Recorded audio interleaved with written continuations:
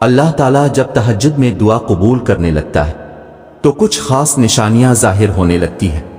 یاد رکھو، اللہ آپ کی دعا تہجد میں قبول کرنے والا ہوگا تو آپ کو محسوس ہوگا کہ آپ کا اللہ سے تعلق مضبوط ہو گیا ہے اور آپ کے حالات میں بہتری آنے لگتی ہے۔ تہجد کیا ہے؟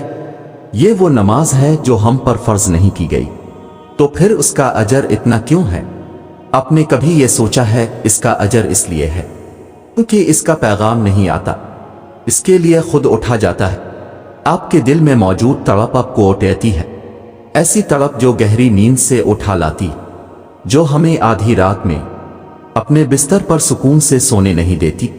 اور اس تڑپ کے ساتھ جب بندہ اپنے رب کے حضور اپنی پیشانی زمین پر رکھتا ہے تو اس کا وہ سجدہ اسے فرش سے عرش پر لے جاتا ہے۔ اس خدائے بزرگ و برتر کی رحمت اپنے بندے کو اپنے سائے میں لے لیتی ہے۔ بندہ اپنے رب کے سب سے قریب ہوتا ہے، اس وقت بندے کا بہایا ہوا ہر آنسو آنکھ سے بہتا ہے اور سکون دل میں اتار دیا جاتا ہے، ہر تکلیف ہوا میں کھوسی جاتی ہے۔ اس وقت رب اتنا قریب محسوس ہوتا ہے کہ لگتا ہے بس وہ ہمیں ہی سن رہا ہے۔ وہ ہمارے اندر ایک ایسا یقین پیدا کر دیتا ہے کہ اس نے ہماری مانگی ہر دعا کو قبول کر لیا ہے اور ہماری ہر خواہش کو صحیح وقت پر پورا کر دے گا۔ تہجد کا وقت خدا کی محبت کا عروج ہوتا ہے۔ تہجد بہت خاص ہوتی ہے، بہت خاص۔ تہجد اللہ کی طرف سے ہمارے لیے ایک ایسا بند دروازہ ہے جو صرف تہجد کی عبادت سے ہی کھلتا ہے۔ یہ دروازہ صرف ان لوگوں کے نصیب میں ہوتا ہے جو واقعی اللہ کے قریب ہوتے ہیں، اور سب سے بڑھ کر اللہ خود انہیں تہجد کی طرف لاتا ہے۔ رہتا تو وہ خدا ہر طرف ہے، پر تہجد میں، خاص سیاہ کالی چادر کے پیچھے رات کی اندھیری میں، صرف وہی لوگ اللہ کو دیکھ پاتے ہیں جس نے اللہ سے بے پناہ محبت کی ہو۔ اس وقت اللہ اور آپ کے درمیان ہونے والی گفتگو، آنسوں سے بھری ہچکیاں، دل میں کی گئی باتوں کی آوازیں صرف اللہ کے سوا اور کوئی نہیں سن پاتا۔ اس وقت تہجد کے سجدے میں نہ تو سر اٹھانے کا دل کرتا ہے اور نہ ہی آسمان سے نظر ہٹانے کا۔ اور اگر ایسا ہو جائے کہ کبھی اسی دوران تمہاری اللہ سے تہجد میں ملاقات ہو جائے اور وہ تمہارے روبرو آ جائے، وہ منظر تمہارے لیے معجزہ سے کم نہیں۔ تہجد پڑھنے والوں کے لیے معجزے غیب سے اتارے جاتے ہیں۔ رات کی تاریکیوں میں جب کوئی شدت سے اللہ کو پکارتا ہے تو سارے عرش والے اس کی جانب متوجہ ہو جاتے ہیں۔ پھر اللہ فرماتا ہے، کہو کیا مانگتے ہو، کہو کیا فریاد لائے ہو، کہو کیوں رو رہے ہو اے دن بھر مسکرانے والے۔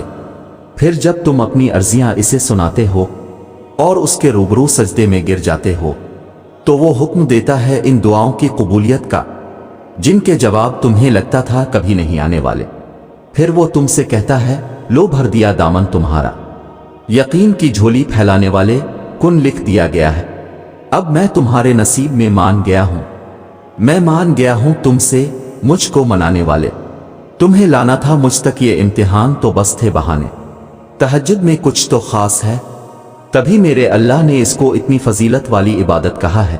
کچھ تو خاص ہے، تبھی اللہ اپنی اس عبادت کے لیے پہلے آسمان پہ آتا ہے۔ کچھ تو خاص ہے، تبھی اللہ کسی کسی کو چنتا ہے، جس کو چن لیتا ہے پھر اس کے لیے معجزے کرتا ہے۔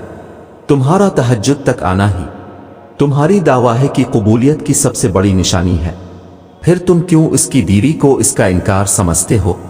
تہجد اللہ کی طرف سے دعوت نامہ ہے۔ جب اللہ کو کسی سے ملاقات کرنی ہو اور بات کرنی ہو تو وہ اسے تہجد کی لگن لگا دیتا ہے۔ جب یہ سارا جہاں خاموش ہوتا ہے، پھر رات کی تاریکی کے اس عالم میں خدا اپنے بندے سے ہم کلام ہوتا ہے، اور تب یوں محسوس ہوتا ہے جیسے شاہ رگ کی حدوں کو توڑے ہوئے وہ رب ہم میں سما گیا ہے، اور محبت کی کیفیت دوڑنے لگتی ہے۔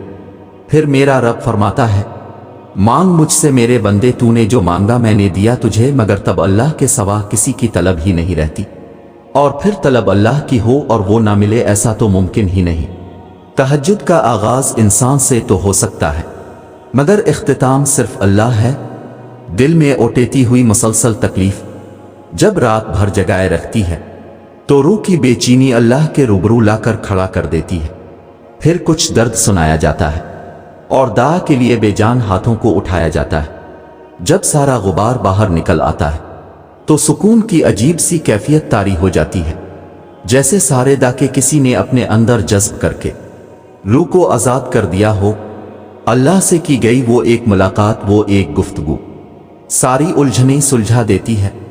پھر مجازی ڈاکے نہیں بلکہ حقیقی محبت سونے نہیں دیتی، پھر رات کی نیند اچھی نہیں لگتی، پھر بس اللہ سے ملنے کی طلب رہتی ہے، پھر دنیا کی خواہشیں ختم ہو جاتی ہیں اور عرش والے کی لت لگ جاتی ہے۔